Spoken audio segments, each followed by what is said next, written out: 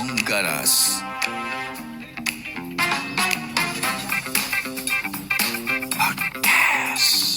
Jalung kita beda. Sama aja Pak, sama-sama minuman. Jadi mereka di situ aja dapat keuntungan 4.000 yang tidak ada jika bukan. Makanya sistem alkes ataupun alat-alat ataupun apa di dinas kesehatan, obat-obatan atau bagaimana mungkin seperti itu. Nah, kenapa selalu terdengar kehabisan obat? Nah, Nggak ada itu. Itulah maka saya bilang tuh tadi, bagaimana sistem kemarin anggaran obat dengan permintaan kita itu selalu tumpang tindih. Jadi saya coba jabarkan sedikit masalah obat-obatan. Seharusnya ini tahun 2006 ya, kita pelaporannya tuh di anggaran tahun 2005. Jadi selama setahun 2006 ini itu sudah tahu kita kebutuhan. Begitu juga untuk tahun 2027 segala masalah obat-obat tuh, jenis obat yang diutamakan, jenis penyakit yang dialami berdasarkan bulan dan musim. Masyarakat, petugas, orang farmasi dan sanitasi sudah paham. Jadi tidak ada alasan tidak ada obat. Kenapa sampai kurang? Kenapa? Karena mungkin ya mereka mencari keuntungan tadi dengan cara mereka. Sampai selalu ada komplain expired obat itu dadakan. Obat yang kita kasih itu sebentar lagi mau expired. Berarti barang lama yang simpan. Bukan barang lama. Barang baru yang dibelikan farmasi dinas kesehatan. Tapi tondernya tadi seperti saya bilang tadi, daripada orang farmasi yang produsen obat itu rugi, lebih bagus mereka tuh jual murah. Karena udah mau expired. Expired. Jadi itu kerugiannya kemana? Keuntungan kemana? Iya. Kerugian jelas ke kita sebagai pelaku kesehatan. Keuntungan sama siapa? Obatnya udah mesti mengutuk. Kita yang kena masalah. Ya keuntungan apakah boleh seperti buat standar dinas kesehatan Kabupaten Langkat, obat yang masuk ke gudang farmasi tidak boleh kurang dari 3 tahun terakhir. Itu baru fair. Tapi ini nggak terakhir. Itu tidak ada ketentuan. Yang saya pahami ya, selalu yang berhadapan itu tadi obat selalu expired. Seperti Bapak bilang tadi, bahwa yang lama diserahkan dulu, yang baru disimpan. Enggak. Kalau memang yang lama diserahkan, yang baru disimpan, otomatis tidak kelebihan obat. Ya, misalnya gini, maksud saya tuh gini. Pembelian obat di tahun 2025 Ya, ini disimpan. ya. Ya kan, disimpan. Nah, di 2026 dianggarkan lagi pembelian obat nih. Ya kan? Ketika ini dianggarkan, obat yang 2025 yang muncul. Itu tidak boleh. Nah, kan mungkin seperti itu karena tadi udah mendekati expire. Jadi ada yang dimakan, dugaan sih. Ada yang dimakan, ada satu mata anggaran yang di 2026. Iya. Jadi itu lagi nih, yang di 2027 kemungkinan gitu lagi. Jadi obat dol-dolan ya diusulkan tapi diserahkan. Di 2027. Iya.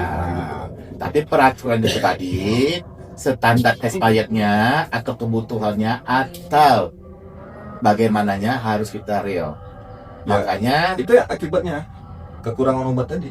ya, Karena dibagi dua ya, Iya. 2024 dan 2026. berarti dibatasi untuk mendapatkan satu anggaran misalnya.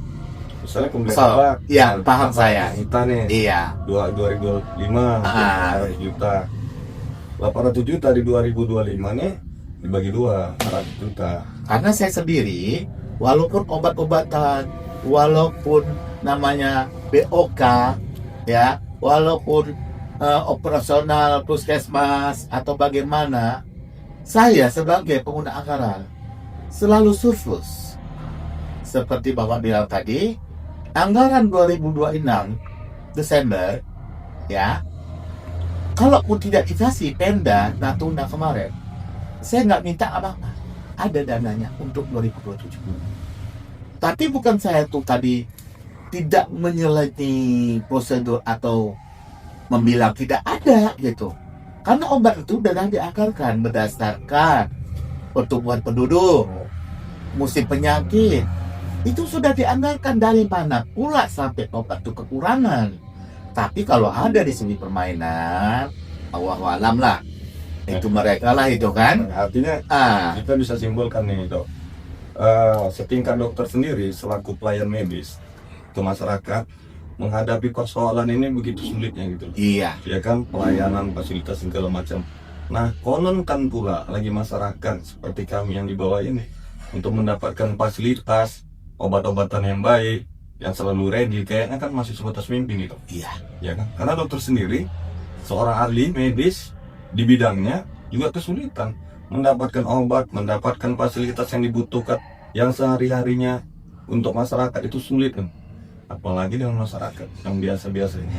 Ya, betul kata Bapak. Ya kan? Jadi malah dengan nih, menurut dokter, gimana caranya mungkin ya masukan dari dokter bisa didengar pejabat-pejabat di atas sana tuh, mungkin bisa merubah sistem ini. Gimana caranya supaya dunia kesehatan medis di Langkat ini bisa lebih baik, masyarakat bisa lebih menikmati manfaatnya, tak perlu lagi kesulitan mendapatkan obat yang selalu datang ke rumah sakit atau puskesmas yang dapat hanya selembar kertas, rujukan dan segala macam. Apa kira-kira sarannya?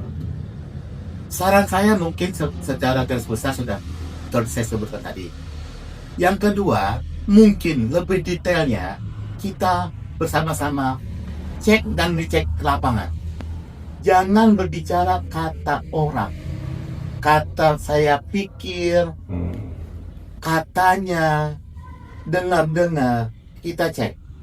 Seperti kita bilang tadi, kenapa sih pegawai dinas kesehatan suka-suka masuk? Kenapa sih dokternya masuk jam 10, pulang jam 11? Kenapa sih dokter yang berbicara itu dia pun tidak pernah masuk? Jadi kita buka di lapangan kebenarannya. Saya siap untuk langsung turun ke lapangan. Sama saya bilang tadi, saya pernah abang saya, ipar saya berobat di rumah sakit umum Tanjung Pura. Saya tengok, udah 2 hari, ada ditengok dokternya, nggak ada.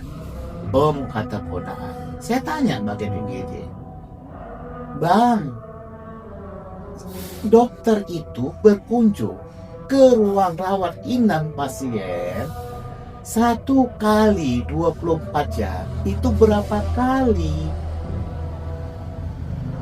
Oh, ntar guys, kami ke sana.